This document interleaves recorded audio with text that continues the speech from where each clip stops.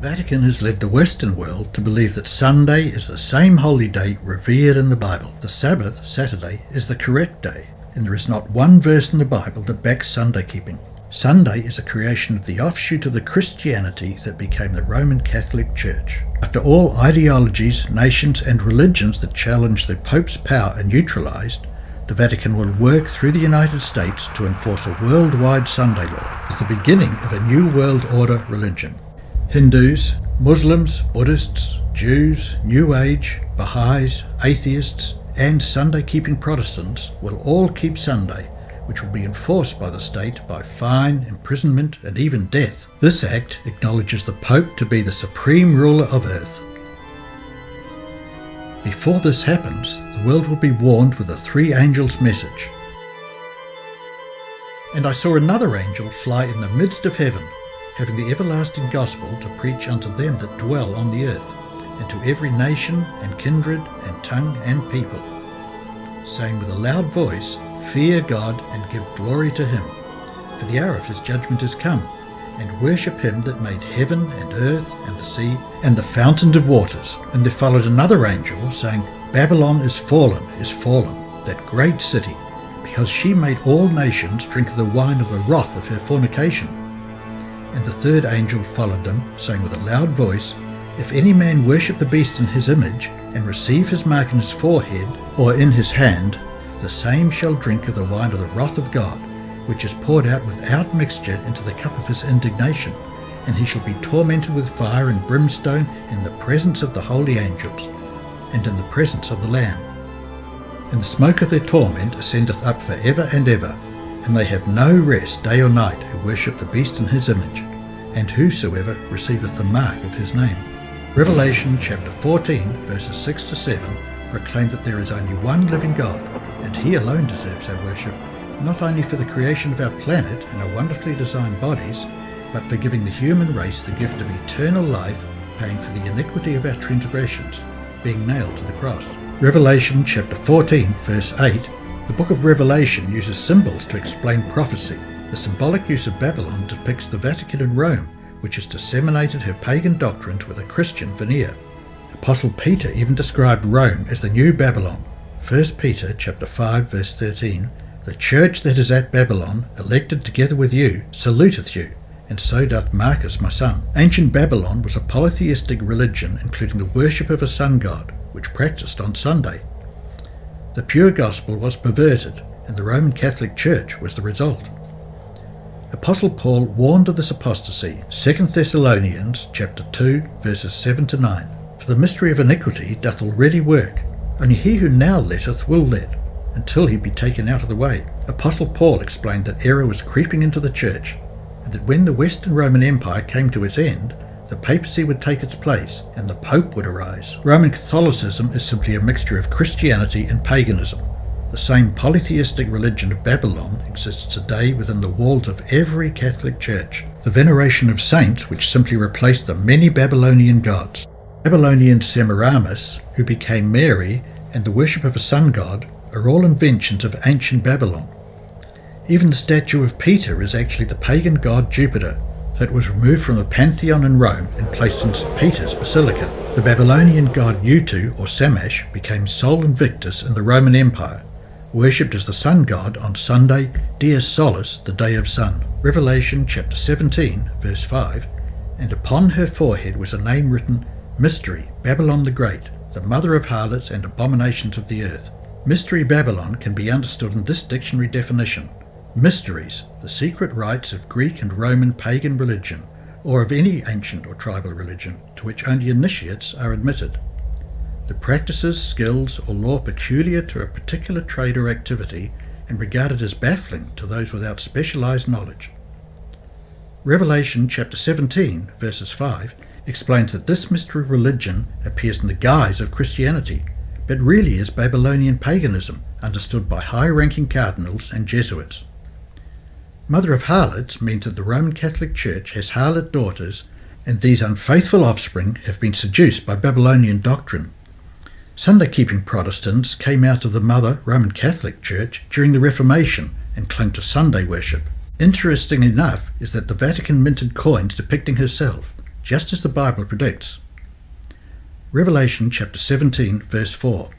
And the woman was arrayed in purple and scarlet colour, and decked with gold and precious stones and pearls, having a golden cup in her hand full of abominations and filthiness of her fornication. The cup that the woman is holding has a sun in it, depicting her fornication with the Babylonian religious sun worship or Sunday keeping instead of the Christian Sabbath. Purple and scarlet, also referring to Revelation chapter 17 verse 4, can be seen in the colours of priestly garments. Revelation chapter 14 verse 8 tells all people in this Babylonian system of deception to come out of her.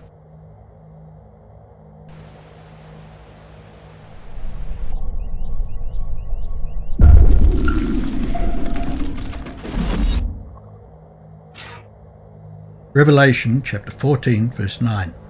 And the third angel followed them, saying with a loud voice, If any man worship the beast in his image, and receive his mark in his forehead or in his hand. Firstly, a beast in prophetic language is a kingdom explained in Daniel chapter 7 verse 23.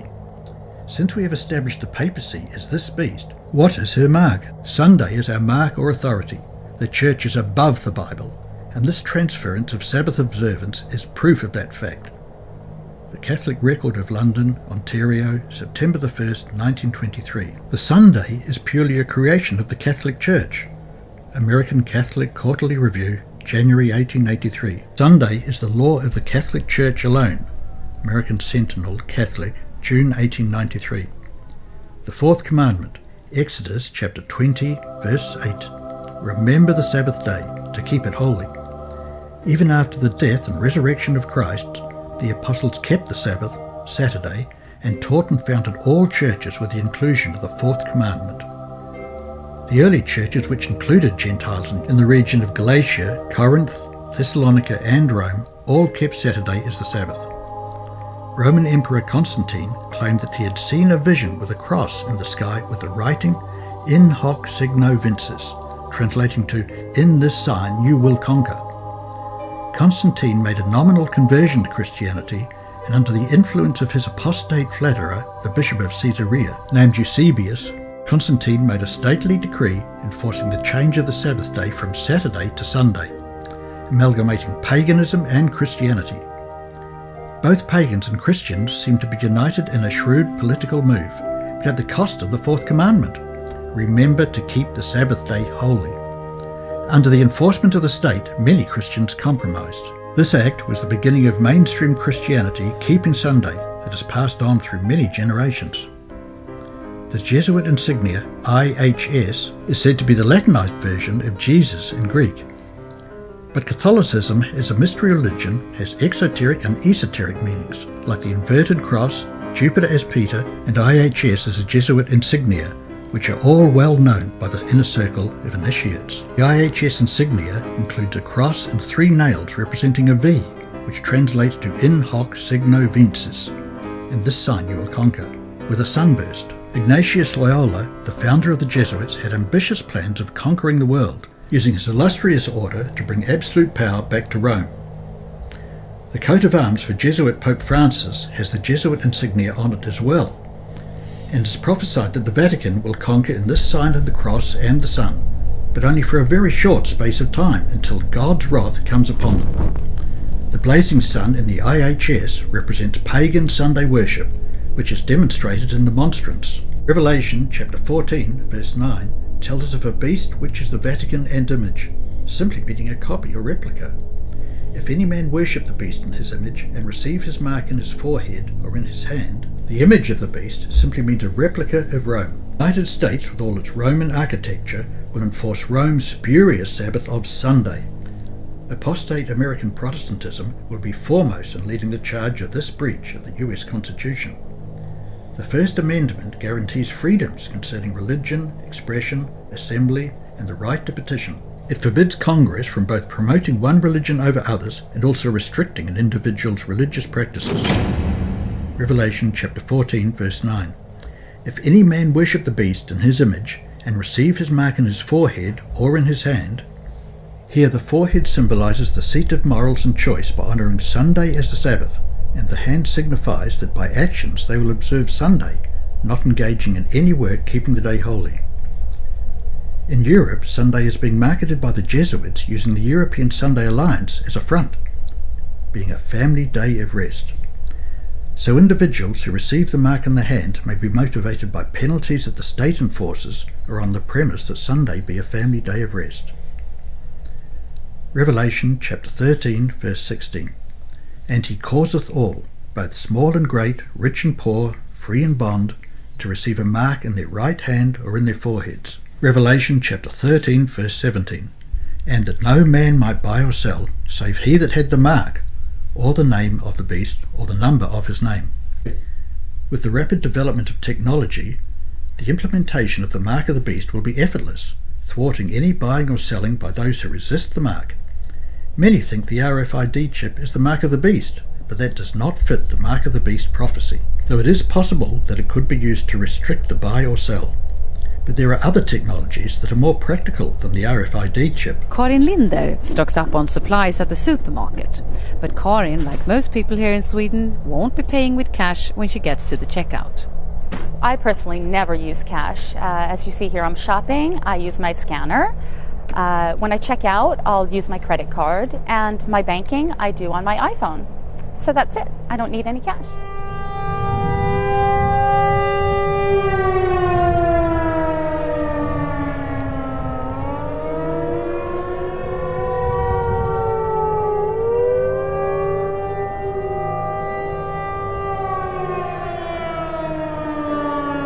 Revelation chapter 13 verse 18. Here is wisdom. Let him that hath understanding count the number of the beast, for it is the number of a man, and his number is 666. The Pope's Latin title, Vicarius Filii Dei, has been strenuously denied in recent years by the Vatican, perhaps because it adds up to 666. However, the documentation goes all the way back to the donation by Constantine in the medieval times, the first pope being his successor. The Vatican has already admitted Vicarius Filii Dei to be the Pope's title in earlier Catholic publications, so they won't be weaseling their way out of this one anytime soon.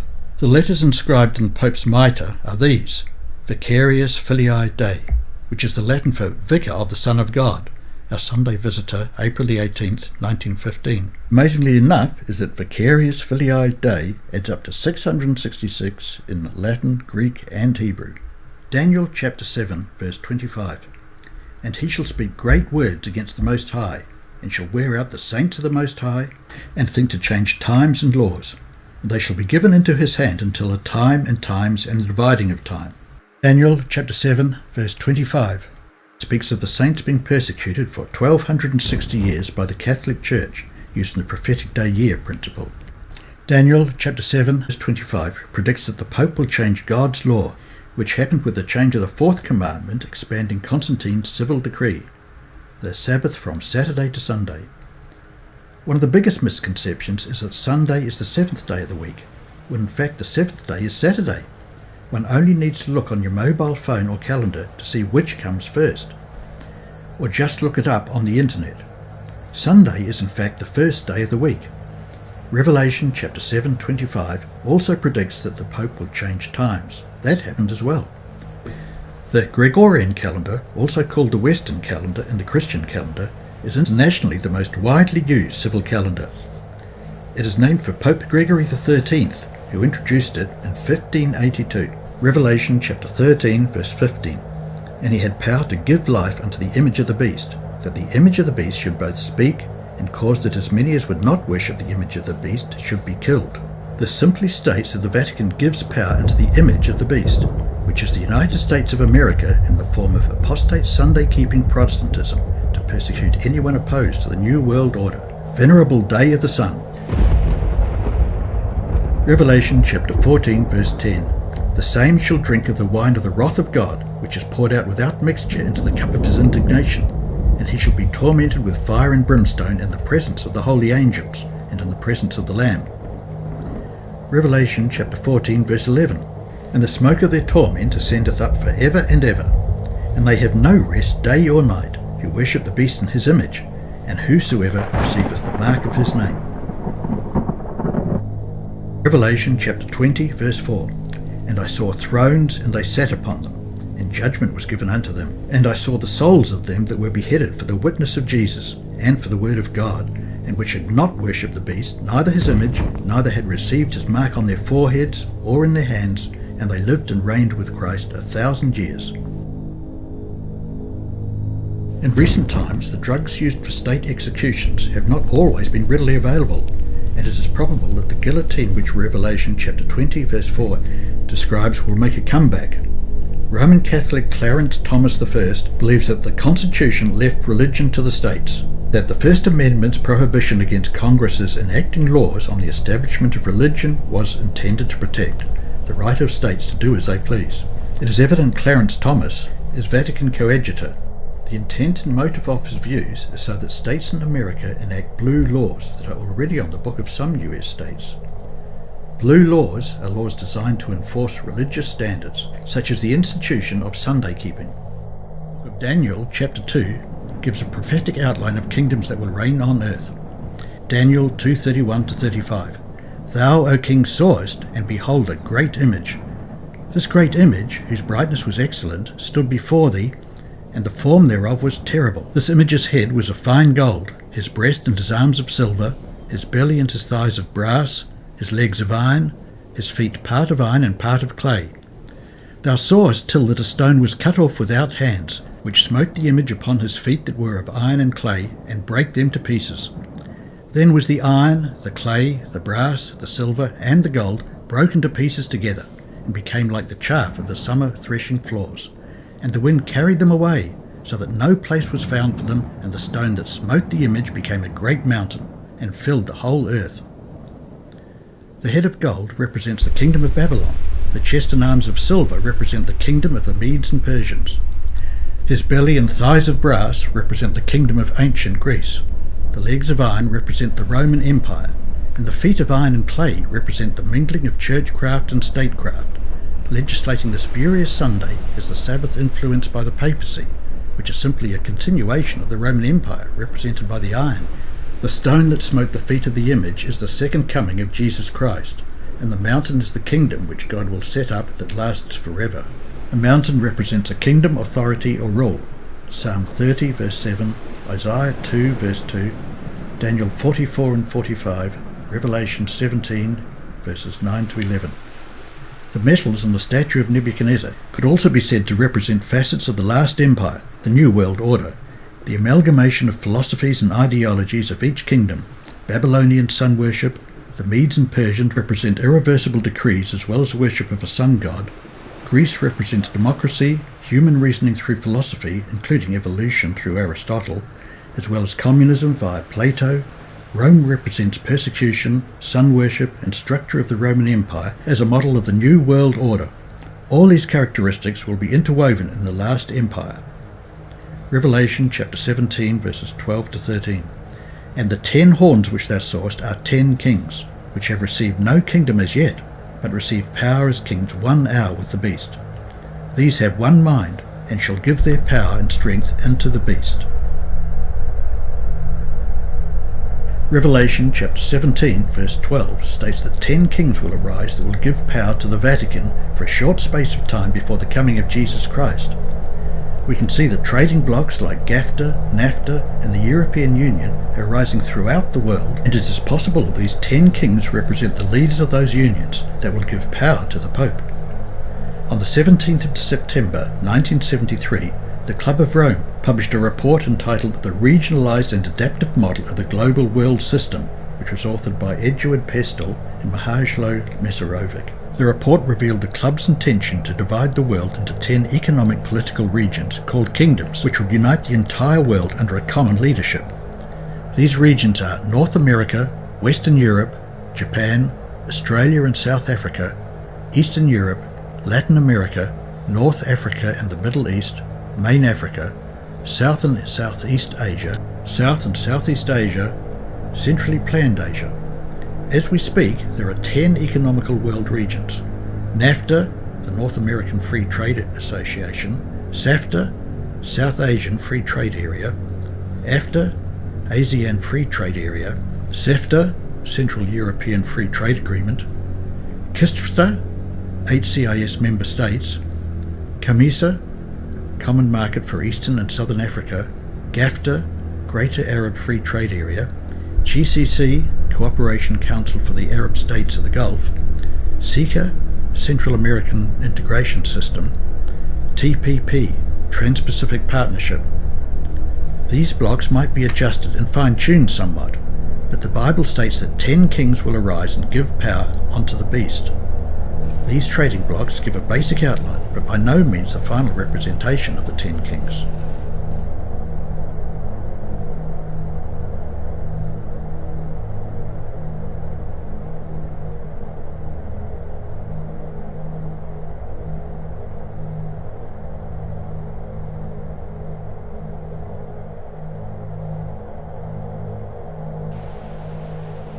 So anyway, getting back to the Federal Reserve and the Bank for International Settlements, these groups are in cahoots with the biggest crooks of all, the Jesuits that bought up Bank of America, and they have little secret deals to try to apportion the riches of the world. And in the meantime, the Vatican has large investments with the Rothschilds of Britain, France and America, and with the Hambros Bank, and with the Credit Suisse in London and Zurich. In the United States, it has large investments with the Morgan Bank, the Chase Manhattan Bank, the First National Bank of New York, the Bankers Trust Company, and others. The Vatican has billions of shares in the most powerful international corporations such as Gulf Oil, Shell, General Motors, Bethlehem Steel, General Electric, International Business Machines, TWA, etc. At a conservative estimate, these amount to more than $500 million in the US alone. Avram Manhattan wrote the Vatican Billions 32 years ago, and the Vatican is still maintaining absolute secrecy about its wealth, hiding behind such offshore companies as British Grulux Limited that manages the Vatican's London property portfolio, said to be worth around 570 million euros. British Grulux Investments' two nominee shareholders are listed as John Varley, former chief executive of Barclays Bank, and Robin Herbert, one of the many Catholic bankers. Managed share portfolios most often include shares in arms manufacturers, and Avram Manhattan pointed out the Vatican has shares in General Electric, the third biggest arms producer next to Lockheed and Boeing. General Electric produced the Gatling gun, among other weapons or parts. But because the Vatican hides its assets in secret behind the names of other companies, it is hard to trace exactly what companies they've invested in and how many shares they actually have. Pope Benedict XVI stated that the Vatican did not incur any losses in the 2007 to 2008 financial crisis. And there's very good reason for this. Rome is, or will be, soon controlling the world economy, for it is prophesied. Rome, the Vatican, is the new Babylon. Thanks to Edward Snowden, the world is now aware of the ubiquitous surveillance perpetrated by Roman Catholics who have infiltrated the highest levels of US government, including the NSA, CIA and FBI. The directors of these agencies are all Roman Catholics, and the US-Vatican merger is spying on the world, including industrial espionage. World business is simply a giant poker game, so the US-Vatican can see everyone's cards before every hand. Information is power.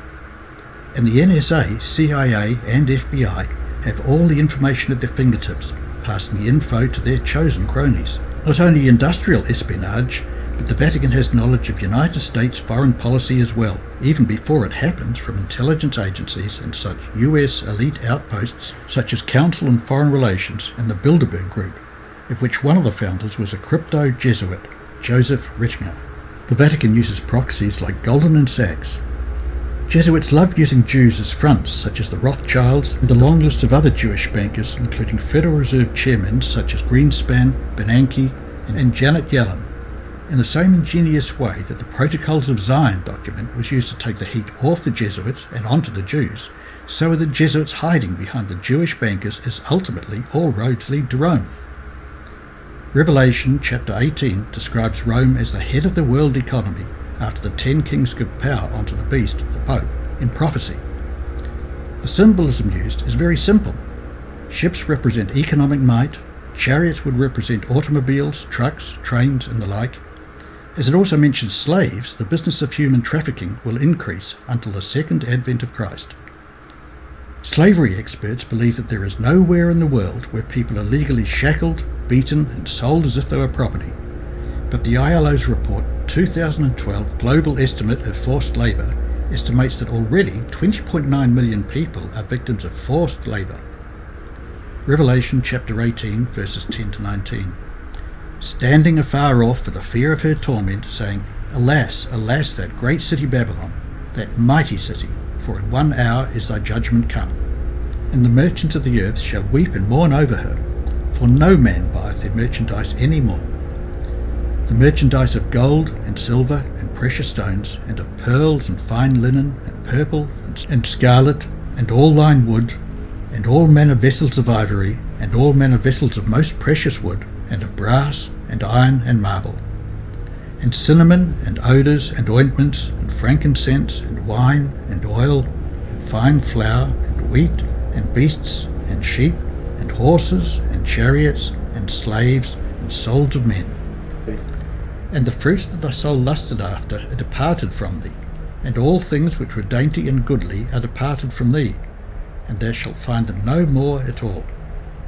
The merchants of these things, which were made rich by her, shall stand afar off for the fear of her torment, weeping and wailing, and saying, Alas, alas, that great city, that was clothed in fine linen and purple and scarlet, and decked with gold and precious stones and pearls.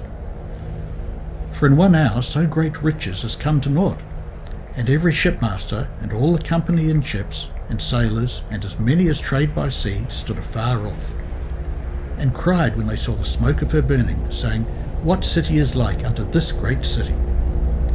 And they cast dust on their heads, and cried, weeping and wailing, saying, Alas, alas, that great city, wherein were made rich all that had ships in the sea by reason of her costliness. For in 1 hour is she made desolate.